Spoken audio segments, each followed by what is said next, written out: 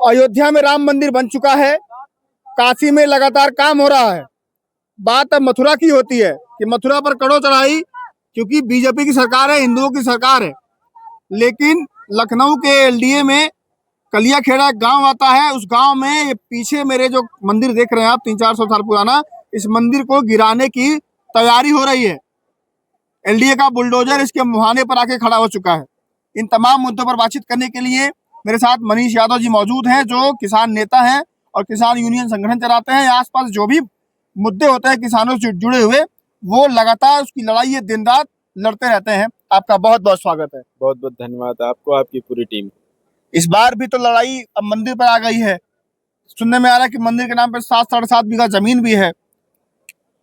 ये 8 बीघे के आसपास जमीन है और इसका 160 साल से हमारे जो किसान जिनका ये पुश्तैनी है उसके लिए मुकदमा भी लड़ रहे हैं। किसी के को इन लोगों ने दिया हुआ था इसको देख रेख के, लेकिन उसने किसी को बेच दिया था, जबकि उसको बेचने का अधिकार नहीं था। इसी का मुकदमा चल रहा है। इन लोगों के पोजीशन में जमीन है, इसका मुआवजा भी सरकार से नहीं लिया गाँव वालों ने। गाँव वालों का कहना है जितना भी इसकी मुआवजे की रकम बनती है इसी मंदिर के निर्माण में आसपास की चीजों में लगाया जाए। अब सवाल ये उठता है कि सरकार चाहती, एलडीए विभाग चाहता तो इस रास्ते को इधर उधर कर सकता था। ये कोई दबी हुई चीज नहीं है और ये मुगलों के समय का मंदिर है। मुगलों ने इसको बनवाने में कहीं न कहीं सहयोग किया होगा। जिस तरीके से उसका बताया जाता है कि मुगलों के समय में मंदिर विरोधी थे, लेकिन मैं समझता हूँ जो 500 साल पुराने मंदिर है तो मुगलों की सहमति से ही बना हुआ होगा। यहाँ के लोगों की आस्था को देखते हुए उन्होंने बनाया।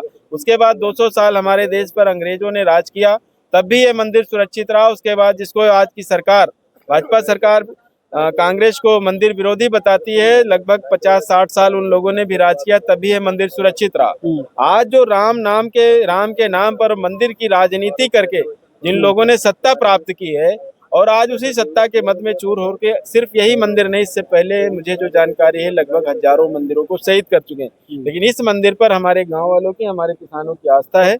हम किसी भी कीमत पर इस मंदिर को ध्वस्त नहीं होने देंगे। इसको पूरी तरीके से हम छुड़वाएंगे और इसका पूरा, अगर सरकार, एलडीए विभाग नहीं इसको सौंदर्यीकरण कराएगी तो हमारे लोग 1000-2000 चंदा लगाकर इसको मजबूती से बाउंड्री वाल कराकर इसका जीर्णोद्धार और भंडारा आदि सभी चीजें कराने का काम करेंगे। लगता है कि जब मामला एलडीए के पास है, लड़ाई आप लोग की सीधे सरकार से है, तो जीत पाएंगे आप लोग? नहीं, जीत रहे हैं, अभी तक हम लोग जीत रहे हैं। हाँ, कुछ आगे पीछे हो जाता है, थोड़ा सा समय लग सकता है, लेकिन हम लड़ाई जीतेंगे, क्योंकि ये आस्था का विषय है। ये कोई हम अपना खेत नहीं बचा रहे और आस्था एक व्यक्ति की नहीं होती। यहाँ पर आसपास के सैकड़ों गांव ऐसे हैं जो लोग यहाँ पर साल में आकर यहाँ पर भंडारा करते हैं और इस मंदिर पे तमाम लोगों की आस्था है, हजारों लाखों लोगों की आस्था है। और मैं आपको बता दूं, जो भारत की सेना है, उस सेना के लोग साल में एक बार यहाँ पर इस मंदिर के दर्शन करने और पूजा पाठ करने आते हैं। अच्छा जी। कौन से भगवान का मंदिर है? ये शिव मंदिर बोला जाता है और लगभग 400 साल पुराना है। भगवान शिव का मंदिर है। अभी आप अंदर देखेंगे तो मूर्तियां रखी हुई, शिवलिंग वगैरह रखा है और 400 से ज्यादा साल का है, लेकिन 400 यहाँ के गाँव के वालों का कहना, जो सरकारी अभिलेखों में भी दर्ज है कि शिव मंदिर। अच्छा, अयोध्या में राम मंदिर बनता है तो गांव गांव से चंदा जाता है, आप लोग भी दिया होगा, आप लोगों को भी चंदा आया होगा, चंदा भेजिए। नहीं, सभी ने दिया था उस समय। सभी लोगों की ये आशा थी, कितने दिनों से ये लड़ाई है। तमाम, सिर्फ आप हिंदुओं को छोड़ दीजिए, मैं ऐसे तमाम मुस्लिमों को जानता हूँ जिन लोगों ने भी चंदा दिया कि एक देश को जो बांटने का काम हो रहा था, हिंदू मुस्लिम की लड़ाई, मंदिर मस्जिद की लड़ाई में, इसका पटाक्षेप होना चाहिए, लड़ाई खत्म होनी चाहिए। हिंदू मुसलमान सब ने चंदा दिया और किसी मुसलमान ने, जब कोर्ट का, सुप्रीम कोर्ट का, न्यायालय का आदेश आ गया तो किसी मुसलमान ने उस पर विरोध नहीं किया। सभी ने स्वेच्छा से उस मंदिर को बनाया।